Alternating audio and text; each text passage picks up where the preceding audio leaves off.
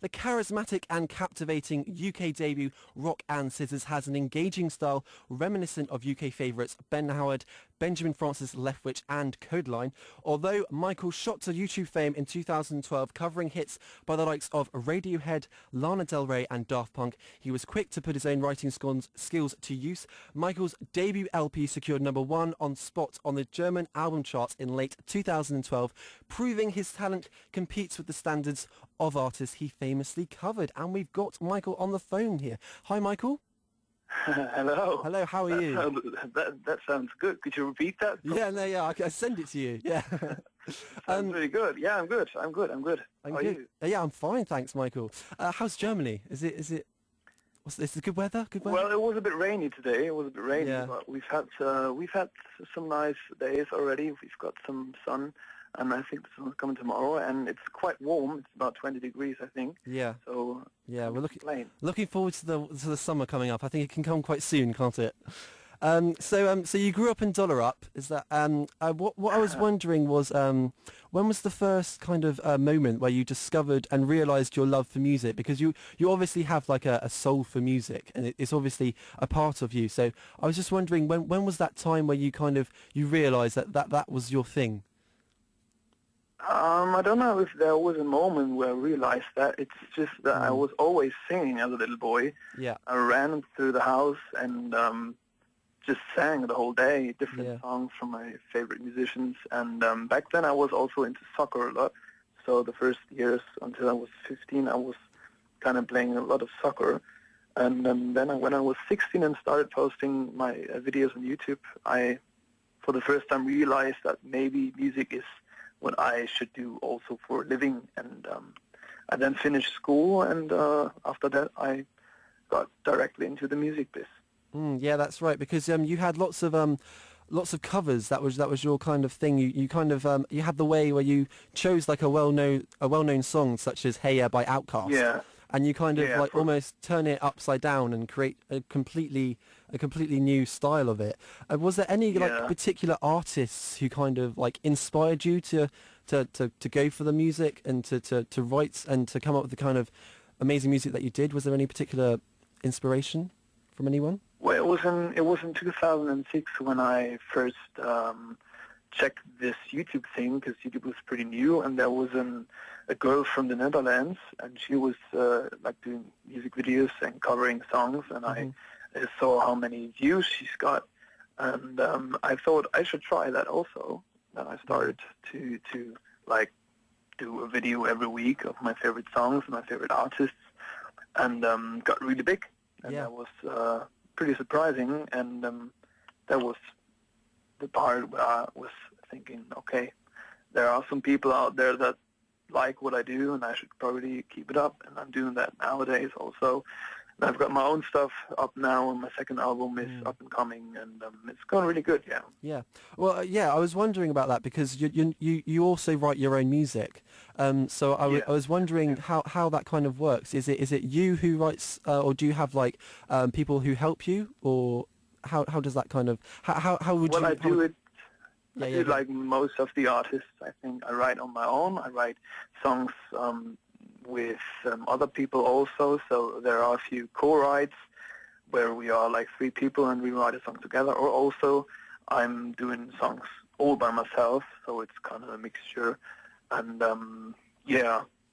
also of course I've got a few influences by other artists like Ben Howard, for example, James Blake.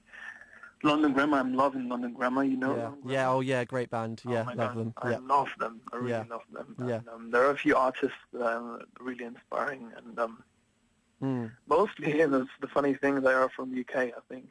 And hopefully you can be an addition, and we can adopt your music. I think we would love. If you want that, yeah. Yeah, I'm sure everyone would. Everyone would definitely. I'd love to come to the UK and tour there. Yeah, do. Yeah. If you can, come to Bournemouth, because Bournemouth was actually the 3rd favourite gig for the Beatles to play at, behind Liverpool, where they're from, and London. They preferred Bournemouth the 3rd. So. Really? Yeah. Cool. I think they like the beach. We've got a great beach. Well, yeah. Well, it's the plan to come over to the UK and do a tour, but just step by step, and we'll see how it goes. And I'm starting to get these interviews, and that's really cool. And I'm so happy that there are a few people in the UK that like what I do. And it's really, really exciting at the moment. Yeah. No, we love what you do. So just going back to when you were younger and you were kind of like finding your feet and like deciding what you wanted to do. With playing, because I listen to your music. You are a great guitar player. It's very. You could probably just listen to the guitar playing for a long time and be happy. I was wondering how you first learned to play the guitar. Was it something that you taught yourself, or did you get? Yeah. Yeah. I just taught it myself. Yeah. I didn't have any lessons, no guitar lessons, and also no vocal lessons. I just loved to play and loved to sing, and it was kind of like learning by doing, I think. Yeah. Well, it's very impressive if you taught yourself. Even more impressive. So you learned how to play the guitar. You did all these covers, and you were on YouTube, and everyone came to know you. You had thousands, hundreds of thousands, and if not millions of YouTube views. And then you decided to audition for The Voice in 2011. And you were mentored by Ray Garvey. Was it how did it feel to audition and to finally feel your talents be recognised? Was it a good feeling? It was a good feeling. I've been requested for these kind of shows a few years already, like since 2006, because I was on YouTube, and there are like talent scouts that go around on the internet and search for people, talented people, and I never really wanted to go to such a show, but then The Voice came, and it was like the first season of The Voice, and it was something really new and exciting, and I thought, okay, I'll just try it out, and I then got there, and the people were really nice, and I just really liked it, and somehow I just got into the final and got through and again and again, and got third place, and yes, it was a good time. It was a good time for me, and I really improved, and many people got to know my music, so all in all, it was really, really good. Yeah, definitely. So you got all the way to third place, which is very, very impressive. And in the final, you shared a stage with Ed Sheeran. So I was just wondering, how did that feel to be stood next to such a star, really, and I assume an inspiration to many people. Did it feel? How did you feel just standing next to Ed Sheeran and performing one of his well-known songs at the A-Team? Well, that was an amazing feeling, and he's a really good guy. He's a bit tiny, but because I'm like a tall guy. Yeah. Because I thought he was a tall guy also, but he's quite tiny. Yeah. And it was really good. He's such a nice guy, and I love his music, and I'm really, really also excited to hear the whole album that he's releasing, I think, in May or something. Mm-hmm. Yeah, I think so, Yeah, he does have a new album on the way. He's a good guy, and his music is amazing. The I See Fire, what he did for Hobbit. Yes, That's a pretty impressive song. He managed to write that in one day. He wrote and recorded it all in one day. Which really? Is, which is even more wow, because he was asked to do it, and then he did the whole thing in a day. That was like worldwide, like a huge hit. Yeah, it was. So that is kind of like I think he's already like filling stadiums in America, so it's kind of like he's like a huge world star now. Yeah, and I'm sure you will be there one day as well. Well, yeah, I'm sure you will be. Why not? Yeah, exactly. So you've had lots of singles out, and they've been very successful. Your first one was Creep, and that one went to number 62. And then you had and then you had another one, Video Games, that went to number 66. Yeah. And then you had Carry Me Home, which went to number 8, and then we had quite a few. And then you got a new one out, which is called Rock and Scissors. Yeah. And I was wondering.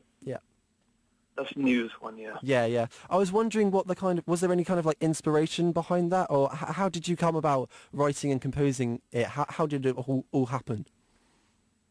Well, I wrote this song with two guys from Finland, actually, in Berlin was that, in October 2013. And, it's a song that I absolutely love because it's kind of like a ballad in the beginning and then it gets epic and big. And it's kind of showing what I'm able to do, I'd say. Yes. I can do like the tiny and small and really, really melancholic things, but also can have like the big ones, and I'm really happy for that single, and I thought it was going really good for it, And now already, I think in 2 weeks, the second single is coming. That's called Thought. Yes. So we've got some big things ahead. Yeah, very much looking forward to that, and I'm sure all of your new singles will be extremely successful. We're gonna play your new song, Rockin' Scissors now. But are you okay to stay around, and then we can have a little bit of a chat after this song? Of course. Okay, cool. So we're gonna play you. This is your new single, and it's called Rock and Scissors, and I'm sure everyone will love it. Michael Scholt there with his brand new single, Rocks and Scissors.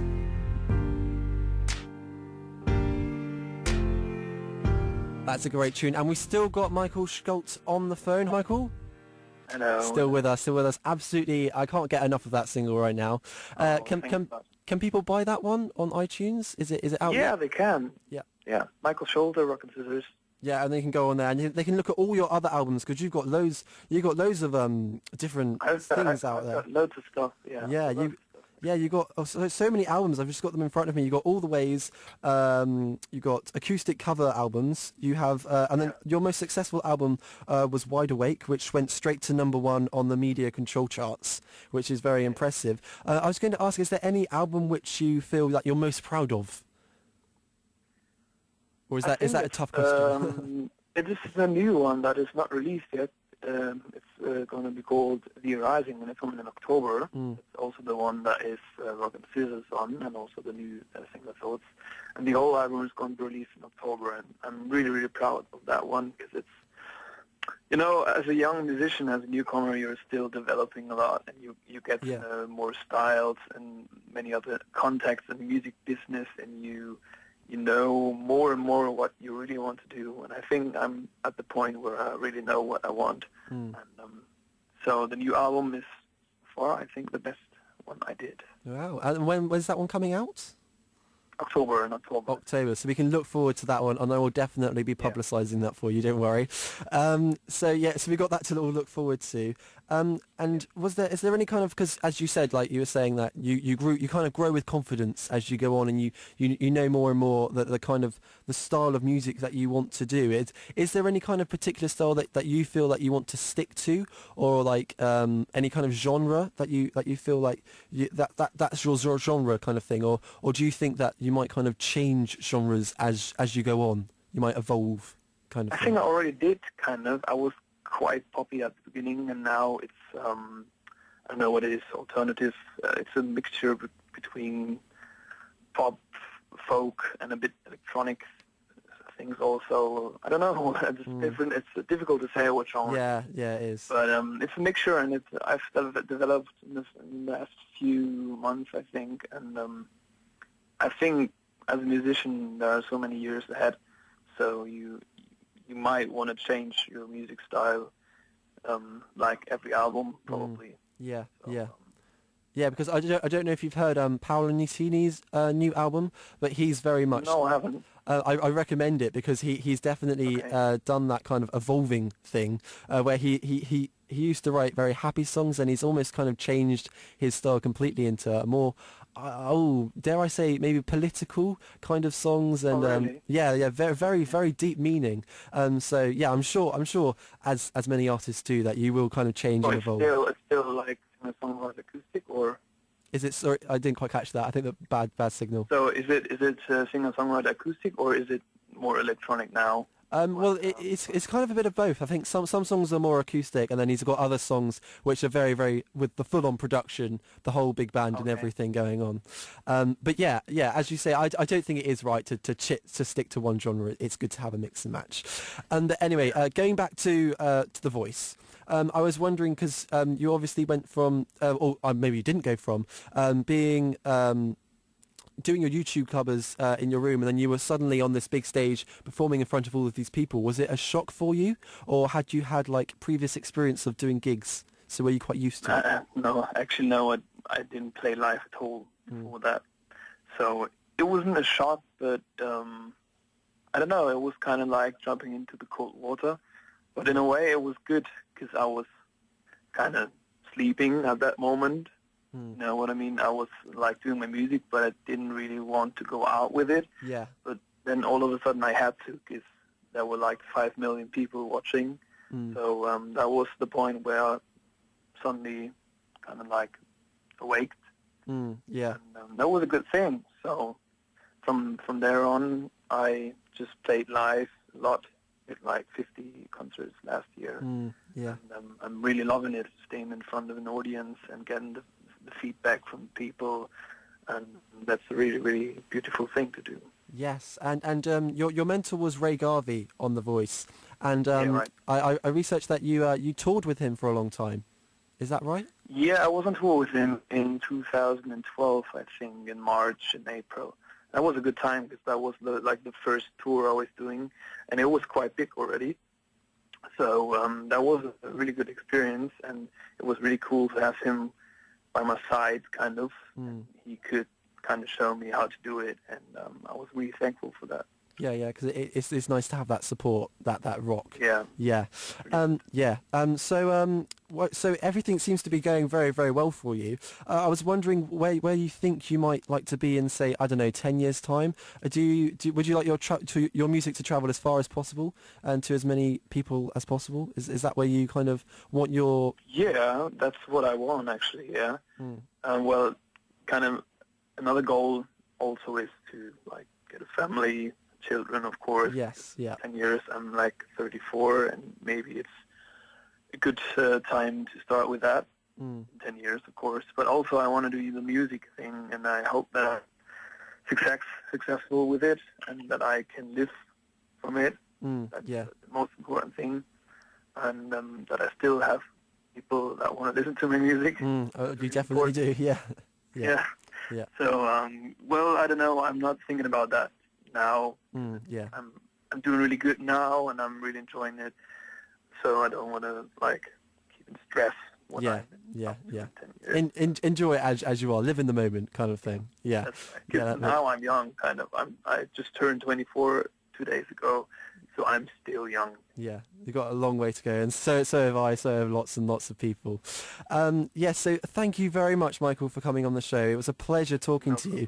But before we say goodbye, I was just wondering if you had any advice for any people who are still trying to make it, who are still playing the guitar and want to get out there. Do you have any kind of like advice for them? Anything you recommend, or anything that you've learned from your past experience that you would like to pass on, maybe?